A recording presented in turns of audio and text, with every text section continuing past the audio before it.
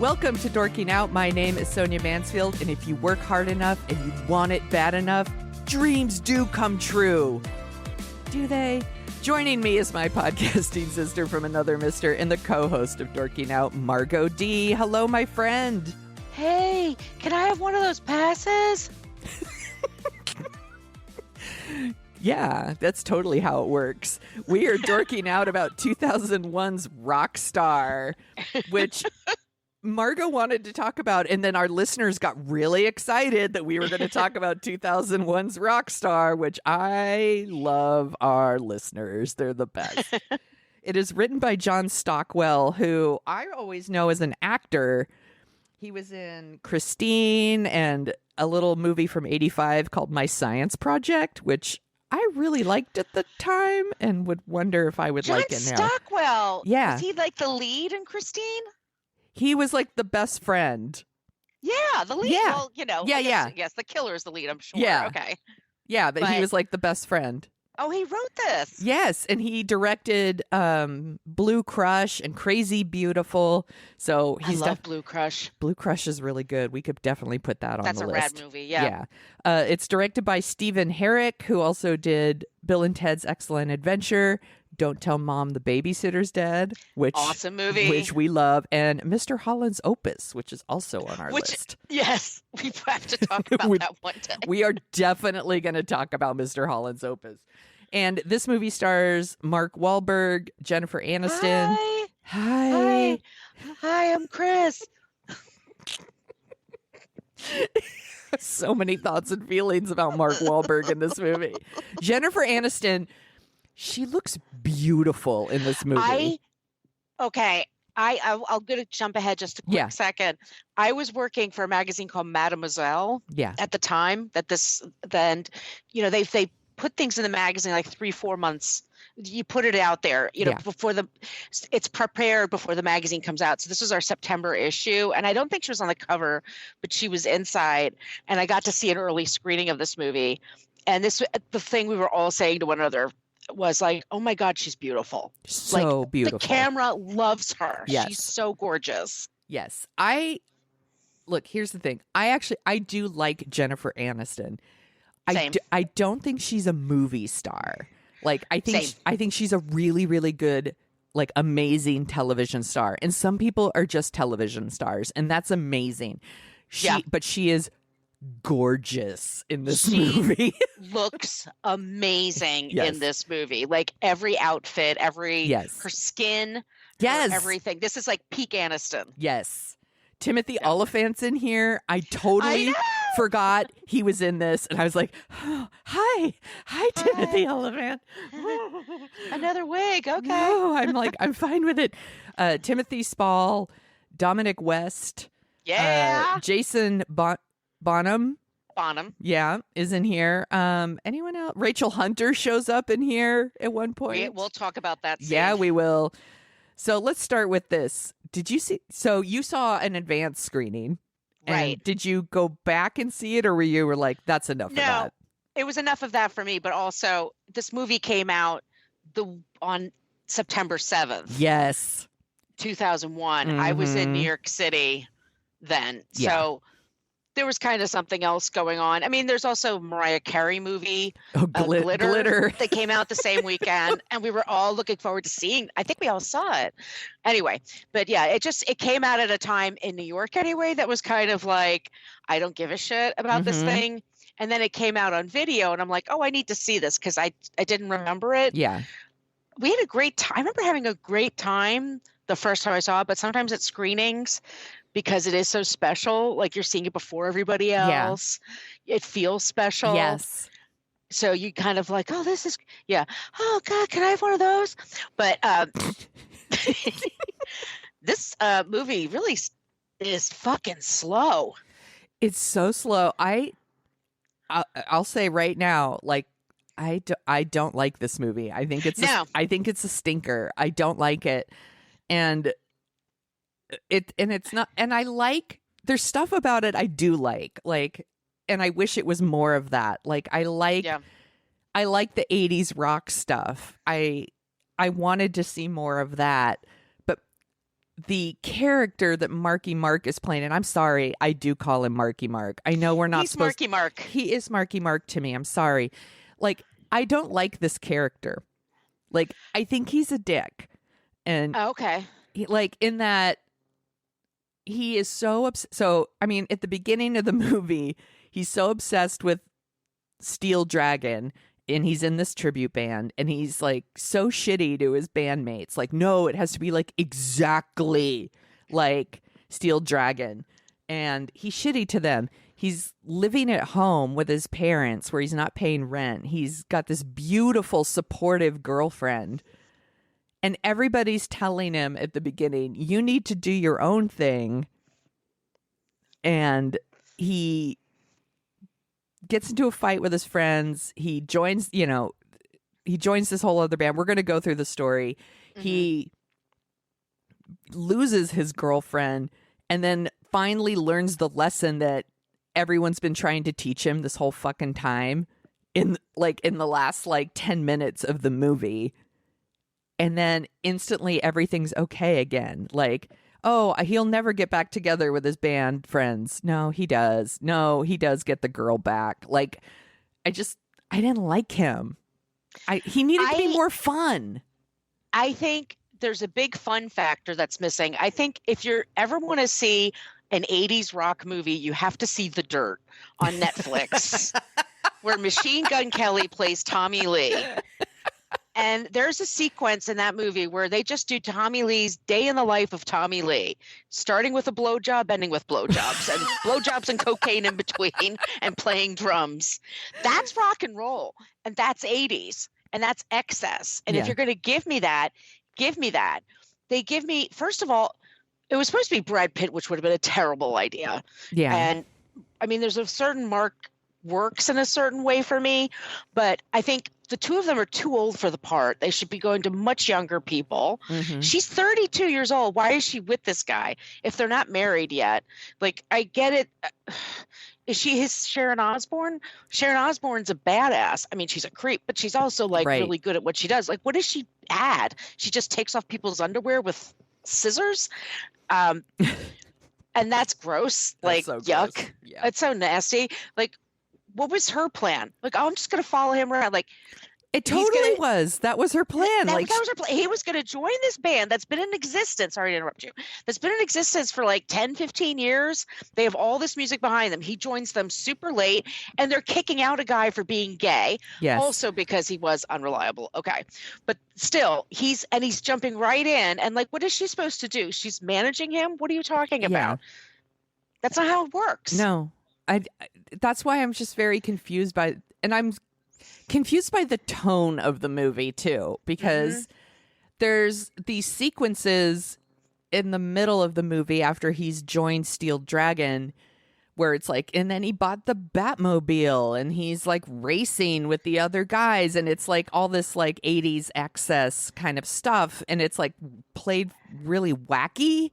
Yeah. But then there's this part where they're kicking out that first lead singer because he's gay, and they make a joke about that he's a queen, right? And he takes his wig off, and it's really sad. It's this sad thing that they're doing. It's really fucked up. And then Marky Mark's relationship with Jennifer Aniston it seems like a very sweet relationship, and that they really care about each other.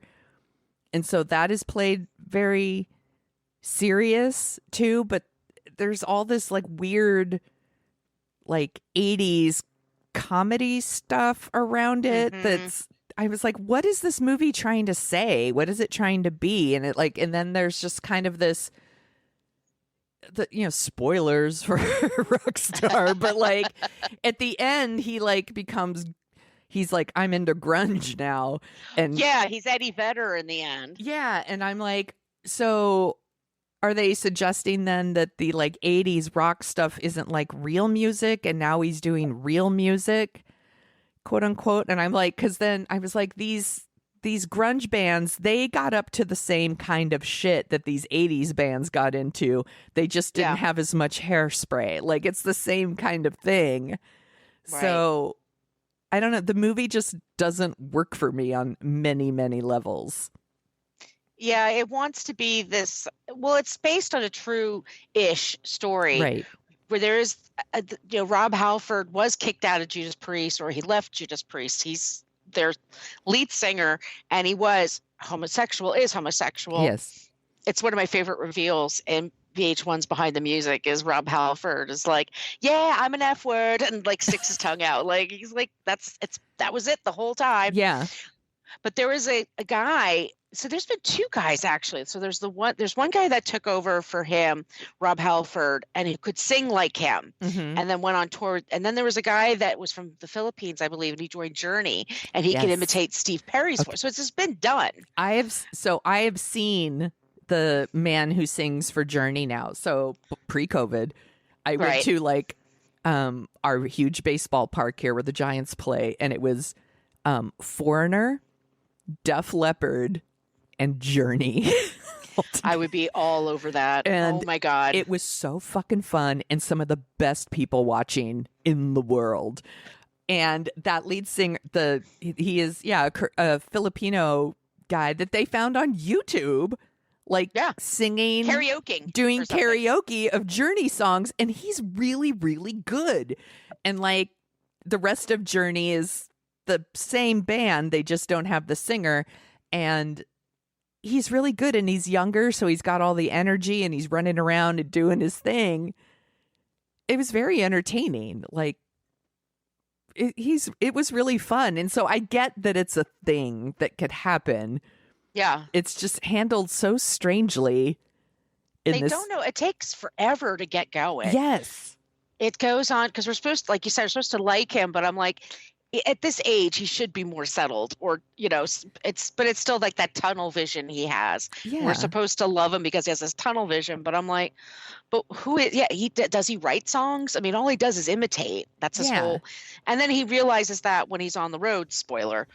But and then leaves the band to do his own thing. But you said like there's, he's embracing it, and he's becoming a douchebag and taking drugs and sleeping with other women. But this relationship with him and Jennifer Aniston, the whole time, like, why did Jennifer Aniston take this part? It's such a nothing part. Yeah. She looks beautiful, by the way. Once again, she's gorgeous, but they give her nothing to do. She makes out a lot with Marky Mark, which I'm sure was fun. But she's in a car, or she's holding his hand the whole time, like, or her arms are across her chest and she's watching him. Like, that's what she does. And I think years later she said, I don't know what I was doing. Like, I don't know why I took the part. I think she took a lot of movie parts because she didn't want to just be a TV star. Yeah, absolutely she did. And they don't know what to do with her character because, like you said, she's the manager of their tribute band, and she seems, by all accounts, to doing a good job. Like, they're playing, it's some steel mill or whatever, and like there's a lot of people there to see their tribute band. She seems like she's smart and doing a good job. She goes with him on his audition for Steel Dragon, and then instantly becomes just his girlfriend. Like, she is now, like, they put her in the hen house, quote unquote. She's hanging out with the other band members' girlfriends and wives, and they're giving her like really weird advice about like what is it, like the rock and roll lifestyle, the same rules don't apply, and you have to let them stray a little bit and all this bullshit. And it's like, she just like, and then all of a sudden it's, I'm going to open this coffee shop. And I'm like, what? She's following him. There's no other plan. They never have a discussion like, is she going to be their PR person? Is she going to be whatever? She's just the girlfriend hanging on. And did she have a life before? Did she have a job? I mean, you can't make a living being a tribute band manager, I don't think. I mean, it depends on the band, I'm sure. Yeah, I assume that they do not make, that this was their thing. Yeah. Because he's living at home. And I'm like, is he in his 30s? Marky Mark was 30 at the time. Yeah. She was 32. And they look about that age. I mean, they look great, by the way. They're good-looking people. But, I mean, they're just a little old for this story. I mean, it'd work better if they were younger. Yes. And if because, like, it's just sort of like, well, yeah, he's not going anywhere. And it's just, and then they have that whole thing of, I knew you the first time I saw you. You just had that. I'm like, you were 15. You don't know that kind of talent when you're 15. You're horny. It's your hormones, which You're is just fine. horny. You're horny. You're just horny, which is good and fine. But it's like, that's not it. So they put her in the car, and the bus is having fun, the tour bus. And yeah, more tour bus, please. Like, I love tour bus stuff. I always think that's hilarious. I mean, is it misogynistic, childish, and bad examples? It's all of those things. It's all of those things. But yeah, that's a rock band. But so she's in the car, and so it's Rachel Hunter, who looks terrible in this movie. She doesn't. I'm like, they must have done a lot of work to make her look terrible, because she's a beautiful woman. Yes. And then there's another girlfriend sitting in the middle, and then there's so they're all of these women that are in the car with her in real life had rock star boyfriends or husbands. Mm-hmm. And so the one I thought that was really good was the one sitting next to Jennifer Aniston, who turns out she was Vince Neil's wife. Right. I thought she was really good. I thought she was really, but she was just like, well, at least you get some diamonds and, give me a drink. And Jennifer Aniston, she's also so stuck up in this movie. Like, she is. She's like, I'm above them. Yeah, she's such a priss. I mean, she's so thinks she's better than them. And, she has such an attitude about it. I'm like, what did you think was going to happen? Like, what was the plan? What did you think? Anyway. Yeah. But no, she becomes friends with one of the girls. And then, because this movie, and this is a world where everybody can predict where everyone's going to be in 5 years. Like, we're going to go to Seattle and open a coffee shop. I'm like, and she didn't meet anybody there. I find that hard to believe. Which I find hard to believe. You're beautiful. You own a coffee shop. Yes. And you're into rock. You're into musicians. Like, Seattle, duh. You could throw a rock and hit somebody. That would be better. She was just sitting there waiting for Marky Mark to get his shit together, and that's the whole thing. Like, he reconnects with Timothy Olyphant, and they like form a band together, and so now he's got all of his friends, but he doesn't. I don't know. I'm like, I guess it takes him the whole movie to learn the lesson that he is told in the first 15 minutes of this movie, right. And nobody has any agency outside of Marky Mark. Right. Like, they're all just sitting in a glass tube waiting for Marky Mark to come back. Like, it's like fucking Truman Show shit all around Marky Mark. They're not real people. They're just waiting for him. I just didn't like it. And there's something missing. And there's something missing.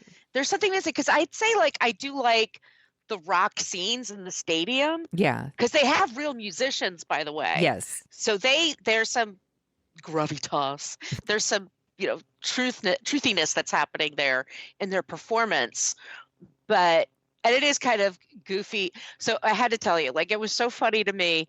They're in the front row seeing their favorite band, and it's the most genial front row with like lots of personal space around you. No one's being a dick. No one's grabbing at Jennifer Aniston. Like, this is not the front row I know. Mm-hmm. Like, he walks away for a second, goes like, excuse me. And then two of his friends were getting backstage passes for showing their underwear. Yes. That is the thickest thong I'd ever seen. I know. By the way. That was like, bam. But so he turns to the guy giving out backstage passes. It's for blowjobs, by the way. Yeah. In case you don't know this. Can I get one of those? Man. Damn. Darn. Okay, I'm going to go back to my spot in the front row. Excuse me. I mean, it's just so. Excuse me. Pardon me. Excuse me. Thank you. Like, and she's just like, okay. It's so silly. It's so silly. It never feels real. That's the thing. It just never feels like it's really happening. The movie should have just been more fun, and the movie is no fun for me. No, it's all lessons. Yeah. Yeah. Oh, so what about? Sorry. No, go. The character.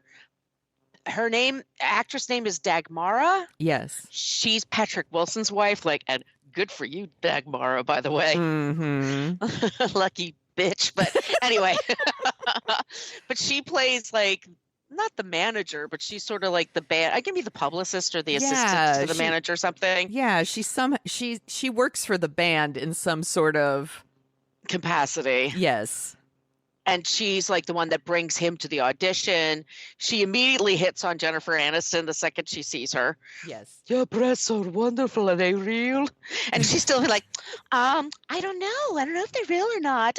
Never thought about it. Like, oh, this girl is so like she, once again, like just better than everybody else around. Right. Which she isn't.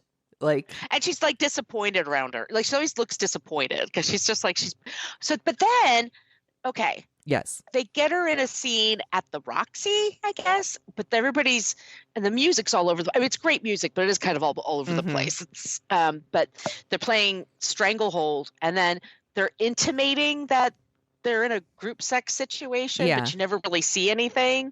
It's just sort of hinted at. Yes. So, and then there's a scene where the character Dagmara, I'm sorry, I don't know her character's name, but Tanya, let's just say pees standing up. Yes. And so we're like, oh. So she's trans is what so she trans, yes. And what's that all about? But that's sort of like, you're introducing this, but where are we going with it? And then and then Marky Mark kind of makes this face like I'm gonna throw up or whatever. And here's the other thing, like Jennifer Aniston's character is very like, I'm above all of this, and I'm like, are you? Because the first night, right, the first time you get a hit of ecstasy, you're just like, the first night after the first performance, they take drugs and get involved in a fucking gangbang. Are you? Are you better than everyone else? Because I think you're just like everyone else, which is fine, by the way. If you want to do that shit, fucking do it. Have a good time. Yeah, do it. But it's at the height of AIDS, by the way, too. Yes. So be careful out there, everybody, is our point. Yes. But yeah, like she acts like she's better than everyone. But what is she doing with her life? She's just attaching herself to a guy she liked since she was 15. And some people, my mother married her high school sweetheart. Yes. My parents were very happily married. It does happen. I'm not saying it doesn't, but that's a lot of stress you're putting. That's a big goal, lofty goal he's going for. Mm-hmm. And there's a lot of sacrifice involved in that. And I think, if she were like 22, 23, I get that. She'd be totally like, yeah, sure. 32? I don't know. Yeah, they're too old for the part. Yeah, being my long-winded point. And it would have been more interesting because the band is like the appropriate age. Like they should be a bit older than him. And then therefore had like 10 years of experience on the road. So they're jaded. And of course they have like a girlfriend at every port and all. They're just bored out of their minds. And, it's all going to go crashing down one day. But I don't know. I thought the backing band, because they are real musicians, they were really good. Yeah, I mean the music is good. Music is great. Like even like their made up songs, they're not like Spinal Tap funny songs. They feel super appropriate to the time. I don't know the names of all the songs, but there's the one that's like stand up and shout. Like my sister and I sing that one sometimes. Like it sounds like a real 80s hair band. Yeah, song. I would have been into it. It's legit. Yeah. There are a couple of needle drops that are really good. Like Def Leppard, Rock Till You Drop. I haven't heard that in years. I was so excited. That's why I'm like, there's parts of this movie where I'm like, it could have been so fun. And it's just not fun. Right. Like this time was so... There's so much excess. And the music is so good, and the sex and there's like aspect is interesting, and they're not really exploring it. No, there's like it's like very like I'm like, what is this movie rated? By the way, I'm like, is it rated R? Because it feels like it's PG-13. Yeah, I'm like, I'm trying to find the. I'm rating trying to look here. it up too. Like, why are the ratings not on this listing? I'm sorry, everybody. Same here. No, it's not showing me here. It's very PG-13, but it might be technically rated R. But I just really wanted it to be way more fun. I think it should have been, I would just say go watch The Dirt, man, because that's really. Well, and there's also just like a ton of like gay panic jokes, so many gay jokes, just constantly like dropping like homophobic slurs. And I'm like, it just takes me out of it. And here's the thing. I realize that it's probably super appropriate to the time. Yeah. But it does take me out of it. There's also this whole thing with, so it's basically Glenn from The Wedding Singer is the cop brother. Yes, that's who it is. Yes. Okay, I was trying to remember who he was. Glenn Gulia? Yeah, she's going to be Julia Gulia. Fucking love The Wedding Singer. I love we did a whole episode on how much we love The Wedding Singer. But so Glenn is the older brother, and he's a cop. And I think he's supposed to be portrayed as this kind of dick. And I'm like, he actually doesn't say anything that's wrong. No. I was like, he's right. Marky Mark's character's a loser who's living He's a leech. Yes. I'm like, he's not wrong. And he's played for like laughs like he's some jerk. And I'm like, well, he is a jerk, but he's also not wrong. I'll just say. No, and the parents are they understanding. Yeah. Like everyone is so supportive of him in this movie. Like he has a beautiful girlfriend who thinks he's amazing and totally supports him. His parents are like, yes, you could totally live here. And like, they go to all the shows. What about the press conference? So that's Kevin and Bean from K-Rock are in there, and they're in like goofy costumes. But there's one point where we curse on the show, in case you haven't noticed. But they one of them says, "Oh, how do you get your voice? How do you keep your voice?" Says, "Oh, I've just always been training it. He eats a lot of pussy." And then his dad is watching the press conference, and his parents are like, "Yep, like father, like son." It's so gross. Well, also in that press conference, I'm like, occasionally Marky Mark's character, Chris Cole, uses an English accent. Yeah, takes on like a British accent, and I was like, why? And then he never does it again. Never does it again. That's the same rooftop, by the way, in Spinal Tap when they have their final party. Yeah, I'm like, So I was, when he starts using the British accent, I'm like, oh, is this a thing? Like, because then they're like, don't call me Chris, call me Izzy. I'm Izzy now, and I'm going to have a British accent. And there's this like really awkward scene where he's like standing in front of a mirror and he's like, I eat tons of pussy. I eat so much pussy with his like British accent. It's so awkward. And then the accent never happens again. No. I don't know what that was about. There's a lot that's missing, and it's like looks like they had a budget. Yeah. They have stars. Like these people are really big stars at the time. Yeah. I just don't. It needed more. It needed more of a rewrite. They needed to they just had to give it some heart. I'm sure. And it's like, I don't want that. Like you can have a little bit, and that could be a lot. You don't need to. Yeah. I mean, the hiring of the director, Stephen Harrick, suggests to me that they wanted to make a comedy. Yeah. That, like we said, his resume, I'm going to scroll right back up here. So, Bill and Ted's Excellent Adventure, Don't Tell Mom the Babysitter's Dead. I mean, Mr. Holland's Opus is definitely not a comedy. But it is unintentionally, which we will talk about one day. Because it makes me laugh my ass off. That movie's like all over the map. That's another. That's amazing mess. That's another one where I was like, they didn't know what they wanted to make here. No, it's like a Forrest Gump type movie where like Mr. Holland seems to be reacting to different events throughout history and teaches music. I don't know. I forget. But the fact that they hired him makes me think they wanted more of a comedy. And I'm like, but this doesn't work as a comedy. No. And it doesn't work as like any kind of, it doesn't work even in like a heartfelt way. It doesn't work making fun of the 80s or giving us a realistic look of the 80s rock scene. Like it just doesn't work for me. This movie just doesn't work. And I really want to like it too, because I like that aesthetic. I love 80s big hair and all of it. I wanted to love it. That was my teenage years. I loved it. Yeah, it was fun. Even the poster just doesn't really deliver. I mean, the poster's kind of weird. It's with his shorter hair and I don't know, but the guy that replaced Rob Halford, and I'm forgetting his name, but Rob Halford came back. And so this guy, he opened a bar in Akron, Ohio, which is where he's from. And then he was on a Bar Rescue. Do you ever see Bar Rescue? Oh, yes. That guy is the biggest asshole. He's like he's such an asshole. He's the worst. He shows up and he like screams in people's faces and fixes their bars. And I think like, yeah, I hope he's doing better now. But yeah, anyway, it's just, yeah, it doesn't know what it wants to be. Mm-mm. And it just kind of is emotionally, it's just all over the place. I mean, the music's good. Yeah. Some of the costumes are good. The band is good.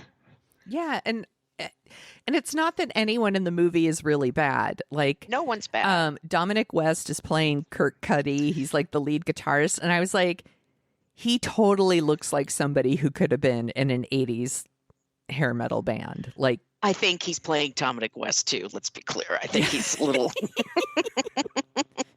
Yeah. But I think he's really good in it. And I actually think Timothy Spall is really good as the... He's always good at what he's doing. Yeah, he's really good as the manager. And that's another one where I'm like, he gives this whole speech about like, you know, he had a wife and a family or something. And he's like, I'm going to go out and take a piss. And he fucking leaves and he never comes back. And I'm like, what the fuck? Like, what was the point of that? And I'm like, it's another one where I'm like, he's so nice to Marky Mark and shares that story with him, which he then, you know, he's like, Marky Mark is rocking out on stage and he's realizing he doesn't want this life anymore. And so he just pulls the guy off stage and was like, who's wearing the same outfit? Yeah. And he's like, here, you're the fucking lead singer now, kid. Like, just like, and then he's like, I got to take a piss. Peace out. And he leaves. And now this kid is the new lead singer. And I'm sure everyone in the audience was like, cool. Like, now I get to watch this. Like, what the fuck? And no one seems to care. The band just keeps playing and doing their thing. It's so fucking weird. There's also this speech where like one of the band members tells Marky Mark that he needs to dump Emily. That's the Jennifer Aniston character, because it's his job now to basically fuck every woman who like comes in, because he's supposed to be living the dream to inspire other people. And I'm like, fuck off. Come on. It's so stupid. But guys do that. Totally. I'm sure they do. They do. But we're supposed to care about Mark and Emily. Like or Chris and Emily, excuse me. We're supposed to be like really, and I'm just sort of like, I don't know. Yeah. I mean, spoiler, she moves to Seattle and I guess she gets a good coffee business started, and he moves to Seattle and cuts his hair, and then he's going to play kind of grunge rock. Yeah, I guess. But like, yeah. And he has an audience and she goes and sees him.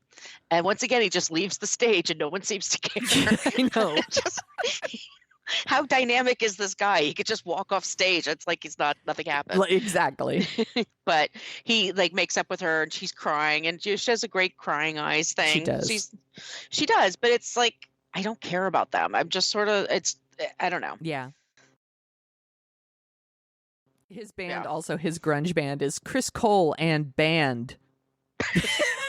By the way, if you look at the flyer, I was like, dude, Timothy Olyphant, can't you push for a better name than that?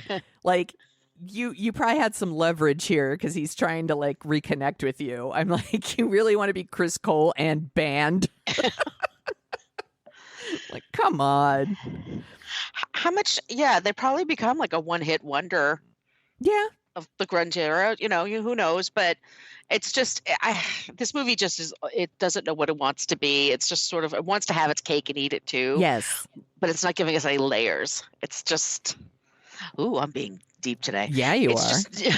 It's a miss. It's just a miss for me. It's a sad miss, because I think there's elements here that are really good, but there could have been a really good movie here, because this could have been more of a fish out of water type comedy where it's like, like I always imagined I wanted to be the lead singer of this kind of band and I wanted to live this lifestyle. And then he gets it and he starts seeing all the stuff and he sees the real shit too. And there could be comedy there and there could be drama there. And it could be a really, really good movie.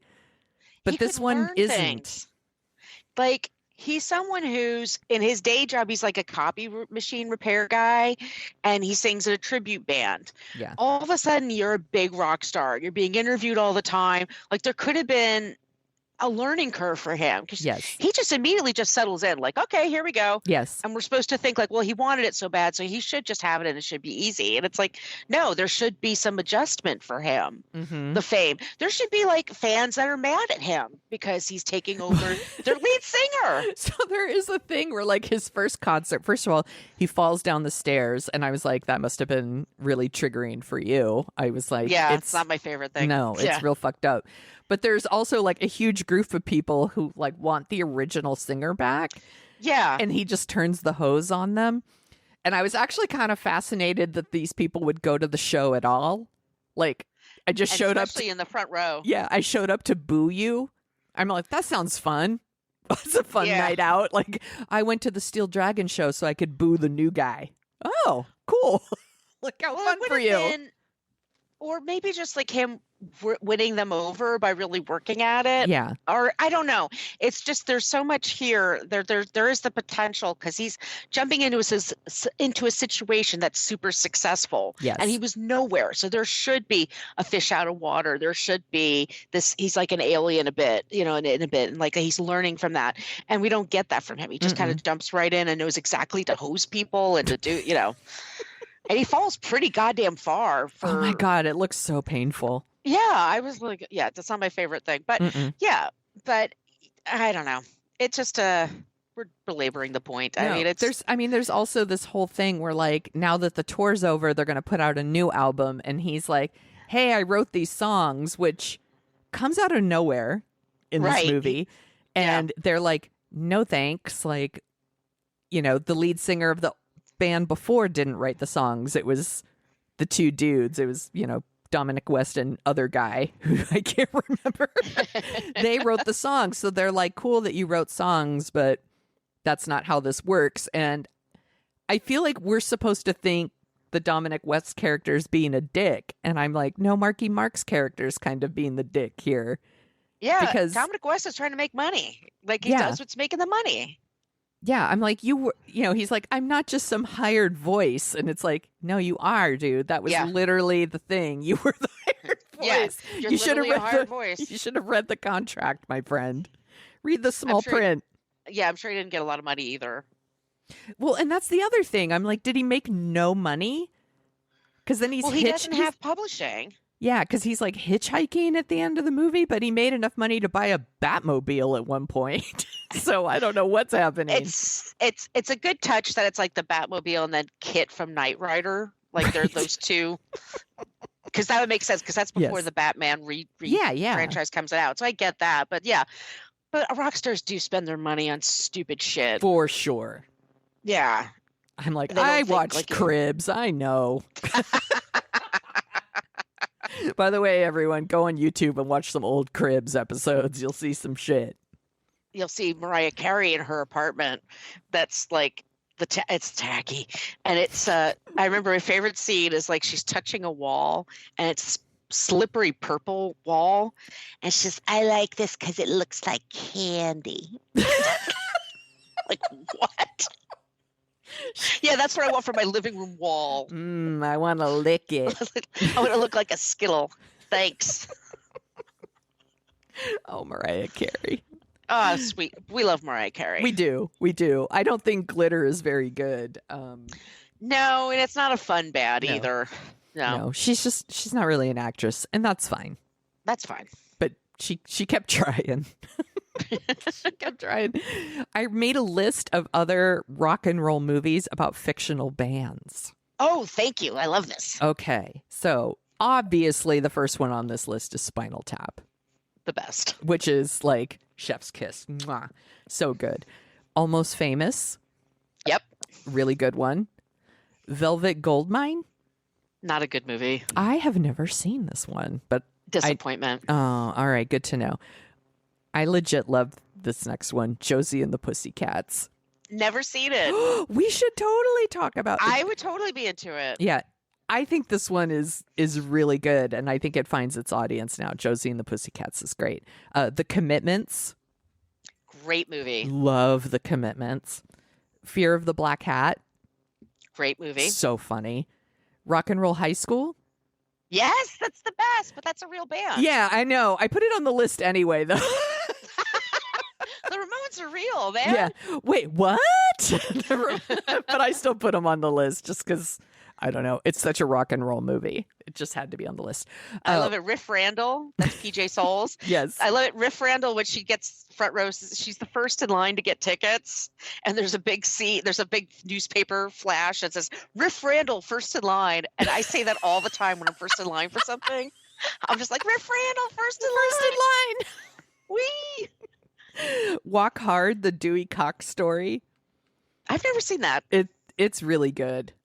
Actually, that movie's a good example of it's making fun of musical biopics, but it also works as a movie, like as a biopic itself, even though it's all fictional. It's really good. Okay. I think you would like it. Of course, Purple Rain is on this list. Yeah. And then I ended it with School of Rock. Great movie. We talked about it. We did. And if you ever want to laugh really hard, go back and listen to our Purple Rain episode. It's one of my favorites. We have Adam Risky was with us, I think. I think that was just me and you. Oh, really? Yeah. And we had thoughts and feelings about Purple Rain. Let me just say, to watch it through a modern lens is something. Do you want to hear the top 10 songs of September 7th, 2001, when this movie came out? Yes. I don't know some of these, so you might have to help me. Okay. 10, Lifehouse.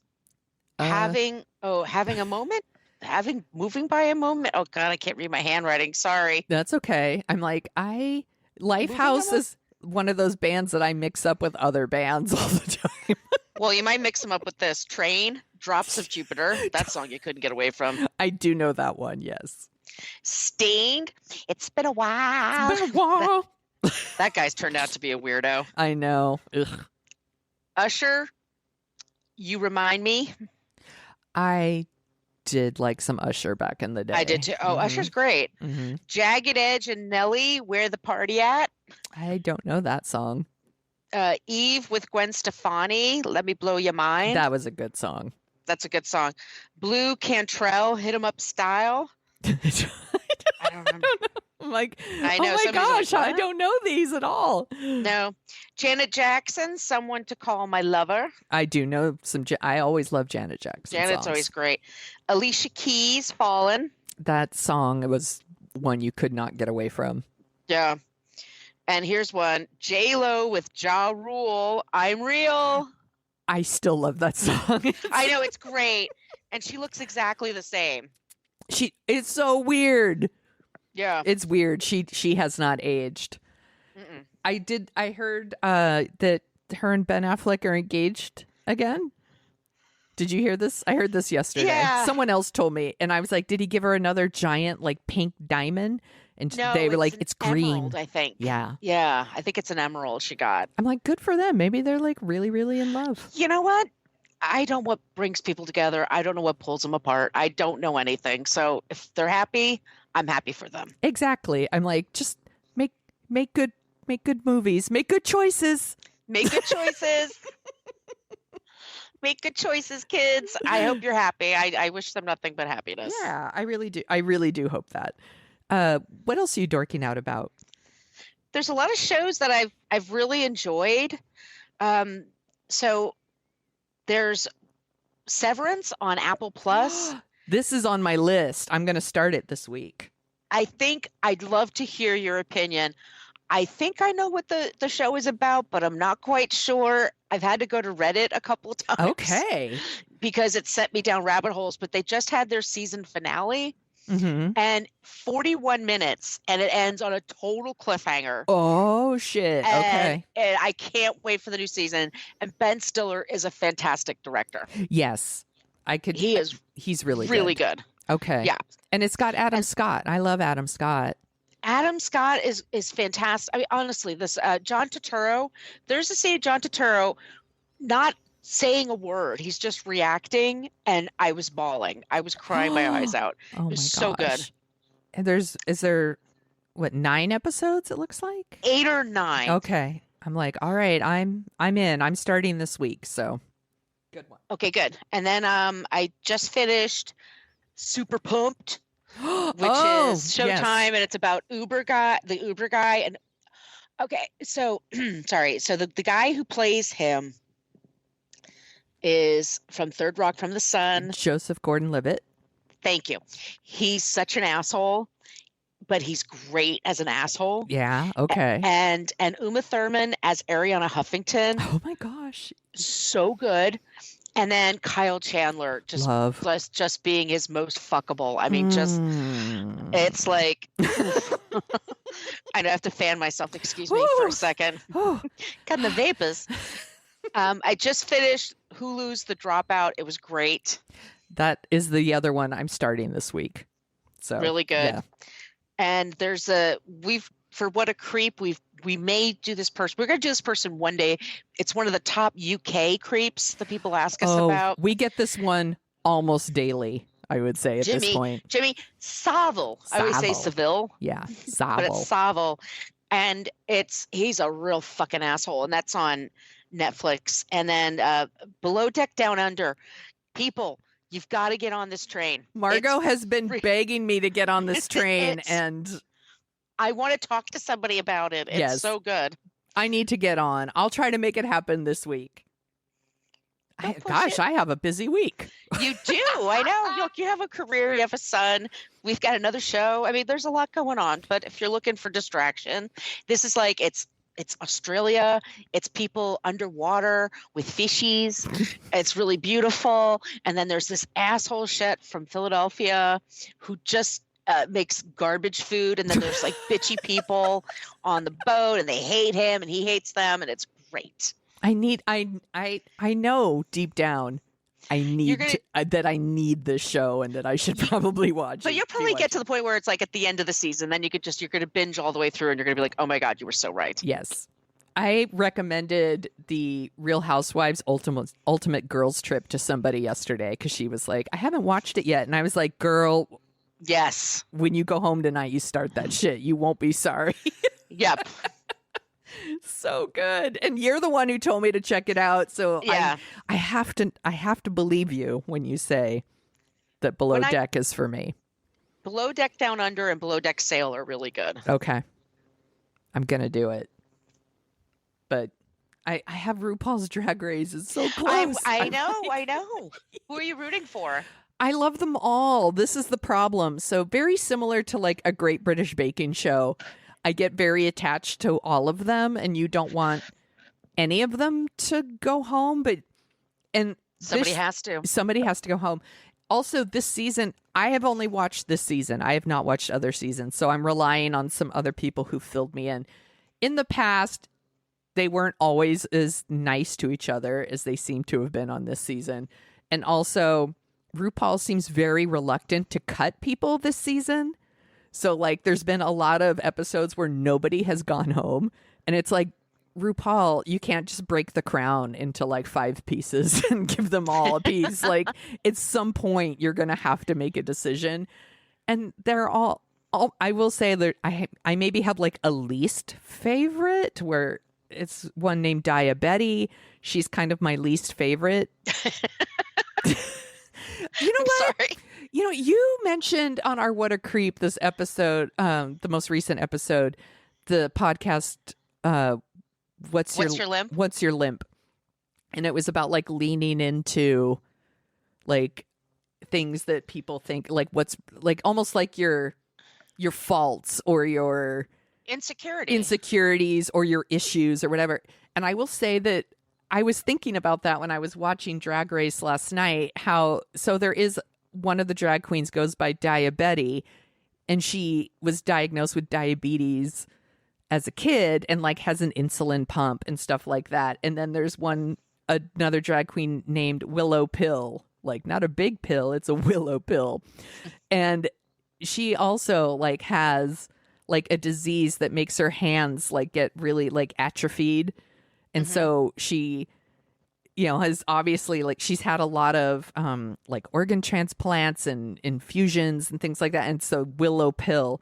And I'm kind of fascinated about how it's almost like what's their limp, right? They lean into these issues that they have and bring it out in drag, that just on top of everything else they're dealing with all the discrimination and hate and like being kicked out of families and losing important, their loved ones because they don't accept them for who they are. They have these other things that they're struggling with, and how they bring them into their acts and how they, just lean into it. I think that's beautiful. It is. It's so beautiful. And I love, I'm just really loving the show. But right now, I think my favorite is probably Willow Pill. Just, she's got a very strange sense of humor that it clicks for me. But they're all beautiful. And I'm just fascinated by the process of how they and there's also one named Lady Camden, a woman named Lady Camden who's from London but now lives here in the Bay Area. So I got to root for a local girl, so I do have a soft spot for Lady Camden as well. But they're all beautiful and amazing in different ways. I'm like, I don't know how they pick winners. I don't know how they do it. It's so good though. I also went to the theater and saw Everything Everywhere All at Once with Michelle Yeoh, and I'm gonna try to get his name right. It's Ya Kwan, who played Data in Goonies and Short Round in Indiana Jones and the Temple of Doom. Oh yeah, he's a grown ass man now, and he's playing and he's playing Michelle Yeoh's husband. And then Stephanie Hsu is in there. Jenny Slate shows up. Harry Shum Jr., James Hong, and Jamie Lee Curtis. What? Yes, and it is written, directed by these two men who go by Daniels, and it's Dan Kwan and Daniel Steinert. I think I tried real hard, y'all, to get these names right. I am like, I spelled it out phonetically and everything. And it's this like sci-fi family drama. The movie is bizarre. I will say right off the bat, it's bizarre. And it's a mix of a lot of things. And I really, really loved it. Like it's so good. Like the drama stuff like really hits. It reminded me a little bit of Being John Malkovich, in that it's building a very strange world, and I think it works. And Michelle Yeoh is fucking amazing in this movie. Like, have you seen like Crouching Tiger, Hidden Dragon? Yeah. She first of all beautiful. And like an amazing actress, and like such a great, like she trained as a dancer, and now she does a lot of martial arts movies and things. Like she's done movies with Jackie Chan and stuff like that. And it's like, I can't imagine anyone else playing this role. She's like they're like a Chinese immigrant family that owns a laundromat, and she's just trying to like take care of her aging father and like get the taxes done. And then there's this whole thing with like a multiverse and like different timelines and how different choices, different outcomes. And I don't want to spoil too much more other than that, because I think not knowing a lot about it will make the movie work more for people. So I'll just say that. But it's so original, and everyone is so good in it. And like I said, the family stuff hits exactly right, and the sci-fi stuff is super fun, and Jamie Lee Curtis is hilarious in this movie. She's so good. There's just really great stuff. It's good. I'm into it. Yeah. I didn't see so Daniels did another movie called Swiss Army Man, which I was like, it didn't look like it was the right movie for me. No, I don't even know what that is. I think it's got Daniel Radcliffe and Paul Dano, and it's like someone's stranded on a desert island with like a dead body, and I don't know. It's some fucking weird dark comedy that was not for me, so I did not see it. I was like, I don't think that's for me, but this one is for me, and I loved it so much. There's a lot of cool martial arts in it too, so if you want some action, there's action too. Yeah, that sounds amazing. I can't wait. Yeah, that's a good rec. Thank you. I got to go to the Alamo Draft House, and it wasn't busy because I went like in the afternoon, and I felt so safe. I love going to the Alamo Draft House. It's my favorite place. That is your favorite place. It's your calming place. It really is. I love it there so much. And they have great vegan options for me now. So I feel like they want me to come back.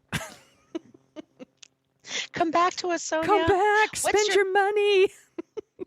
What's Your Limp is a really great podcast, by the way. Like we did mention on What a Creep, but if you didn't listen to that episode, it's a guy who's an actor who he's the grandson of Barry Corbin. I'm sorry, I'm blanking on his name, but he was born. He had a lot of operations, and he had scoliosis, and he had all kinds of things going on, and he has a pronounced limp, and he was teased a lot for it when he was young. And then when he wanted to get into acting, he heard from agents and people saying, hey, lose the limp and you'll be fine. And he decided just like, no, I'm going to be me. Yeah. I'm going to find work that incorporates what I'm dealing with. And he's in 1883. He's in a show called The Chosen, one of Jesus's disciples, and he's doing great. And it's a podcast just about whatever your limp is, like how do you deal with it, and how do people succeed in whatever they're doing, even though they have what people perceive as would be a problem you can't surmount, and nothing is insurmountable. And I think that's really a good message. Yeah, and everybody is going through something, and I think that that's important to remember. And I love this idea, and I'm definitely going to listen to it. And his name was Jordan Ross. Thank you. I went and looked it up for you. Thank you. Yeah, it definitely sounds like something I would love. Yeah. So I'm into it. And if y'all haven't watched the Brene Brown special on HBO, I think we talked about that last week. It's so great. So amazing. It should be like required watching for everybody in the world. Yeah. Yeah. And a lot of things you have, like, she says stuff sometimes like, oh my God, is she like reading my emails? Like, does she know my life? Yeah, she's just all about vulnerability and empathy and trying to build emotional connections, and you just don't know what other people are dealing with. Right. You know, so just try to practice some kindness and some grace for people. But also have boundaries. But also set boundaries for yourself. Exactly. Right. It's so well done. It's so great. I finished that the other day, and I've just been thinking about it, and I think I'm gonna listen to the book. Yeah. Yeah, I think I'm gonna do it. Do you have any other recs? No, I'm done. Okay. We'll definitely have more recs next week. I have so much homework. I know. I'm giving you so much to watch. I love it. If you love our show, you love the sound of our voices, you can also listen to us at What a Creep Podcast, where we talk about creeps of the past and the present. And then we end every episode with someone who's not a creep, like Jordan Ross from What's Your Limp Podcast. So please join us there. You can find Dorking Out at dorkingoutshow.com and Dorking Out Show on Twitter and Facebook if you want to go there. If you would like to give us a review on wherever you listen to your podcasts, we'd love it. We'll give you a shout out, and you can email us at dorkingoutshow@gmail.com. Get some stickers. They're super cute. Give us your address. Give us a rec. We take recommendations. We take requests. You got a request? We're into it. Where can people find you, Margo? You could find me on social media at Brooklyn Fit Chick for Twitter and Instagram.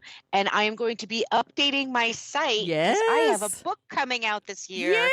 And I'm going to be producing a lot of content around it. Yes. Free content. So please follow me on social media. I'd really appreciate it. That will be Brooklyn Fit Chick. And I'm on Twitter, Brooklyn Fit Chick. And the TikTok at Margo Donahue. The TikTok.